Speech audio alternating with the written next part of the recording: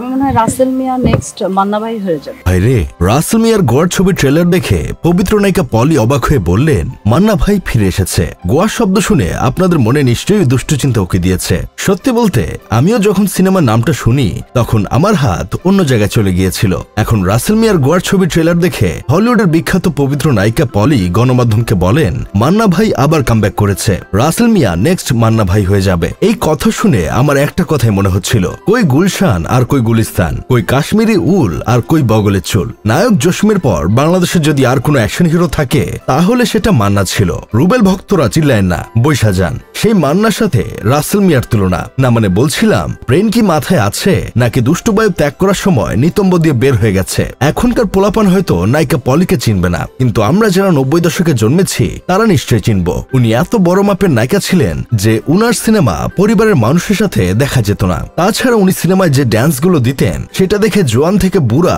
সবার দাঁড়িয়ে যেত, মানে গায়ের লোম আর কি। এখন এত বড় নায়িকা যেহেতু বলেছে সেহেতু ধরে নিলাম উনি সঠিক কথা বলেছেন। অনেকেই আছেন যারা রাসেল মিয়াকে চিনবেন না, তাদের চেনার সুবিধার্থে বলছি, রাসেল মিয়া হলো বাংলাদেশের একমাত্র অভিনেতা যে এক হালি অস্কার জিতেছেন। শুধু তাই না, পুরো পৃথিবীর মধ্যে উনি একমাত্র পাপমুক্ত সিনেমা করেন। উনার সিনেমা দেখলে অজু ভাঙে না। যদিও অনেকে রাসেল মিয়াকে নায়ক হিসেবে না বরং বর্ষা চৌধুরী 4 নম্বর স্বামী হিসেবে বেশি চিনে। রাসেল মিয়া কতটা পবিত্র ও পাপমুক্ত তার একটা উদাহরণ দেই। এফডিসি নির্বাচন চলাকালে বর্ষা চৌধুরীকে প্রথম দেখেই তীব্র একটা ধাক্কা খান রাসেল মিয়া। তার ভাষায় একেবারে পাপমুক্ত অনুভূতি। সেই মুহূর্তেই তিনি নাকি সব হারাম চিন্তা সরিয়ে রেখে বর্ষাকে বিয়েও করে ফেলেন। সংসার টিকিয়ে রাখতে বর্ষা স্বেচ্ছায় স্বামীকে 5 লাখ টাকা দিয়েছিলেন, কিন্তু সেই অর্থ দিয়ে রাসেল কোনো কাজ এগোতে পারেননি। পরে তিনি আবার বর্ষার কাছে আরো 65 লাখ টাকা দাবি করেন আরো একটি পাপমুক্ত সিনেমা বানানোর উদ্দেশ্যে। টাকা না পেয়ে তিনি স্ত্রীকে শারীরিকভাবে নির্যাতন করেন এবং শেষ পর্যন্ত বিষয়টি মামলা পর্যন্ত গড়ায়।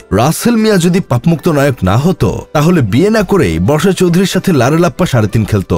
এখন আমার কথা হলো, রাসেল মিয়াকে কোন অ্যাঙ্গেল থেকে নায়ক মনে হয়? তার নায়ক হওয়ার কি যোগ্যতা আছে? নায়ক মানে এই না যে টম ক্রুজ কিংবা ক্রিস এভান্সের মতো রাফ এন্ড টাফ হতে হবে। নাসিরুদ্দিন শাহ, নানা পাটেকার কিংবা বর্তমান সময়ের বিজয় সেতুপতি, তাদের কারো কিন্তু নায়ক সুলভ চেহারা ছিল না, কিন্তু তারা সবাই জাত অভিনেতা। রাসেল মিয়ার না আছে চেহারা, না আছে অভিনয়ের দক্ষতা। ওরে নায়ক হিসেবে বাংলার মানুষ কেন মেনে নেবে? অবশ্য যে দেশে হিরো আলম নায়ক হতে পারে সে দেশে রাসেল মিয়াও নায়ক হওয়ার যোগ্যতা রাখে। এইসব দেখে আমার বন্ধু কেরামত বলছে, রাসেল মিয়া ছবি বানাক আর যাই বানাক, সে ছবির প্রমোশন খুব সুন্দরভাবে হচ্ছে। গরিব দিনমজুরদের নায়ক নিজে রান্না করে খিচুড়ি খাওয়াচ্ছে, অভিনেত্রী নিজ হাতে মানুষদের খাইয়ে দিচ্ছে। এটা সত্যি প্রশংসনীয়। এখন দেখা যাক এই সিনেমা সুপারহিট হয় নাকি গোয়া মেরে দেয়। যাই হোক, শেষমেশ আমি গোলাম হোসেন একটা কাজের কথা কই, রাসেল মিয়ার গোয়ার ছবির জন্য শুভকামনা রইল। অতীতের সকল রেকর্ড ভেঙে দিয়ে এই সিনেমার ডজন খানিক অস্কার জিতবে। আপনাদের সবাইকে সিনেমা হলে গিয়ে রাসেল মিয়ার গোয়া দেখার জন্য আমন্ত্রণ রইল। দুঃখিত, মাফ করবেন, গোয়া না গোয়ার হবে।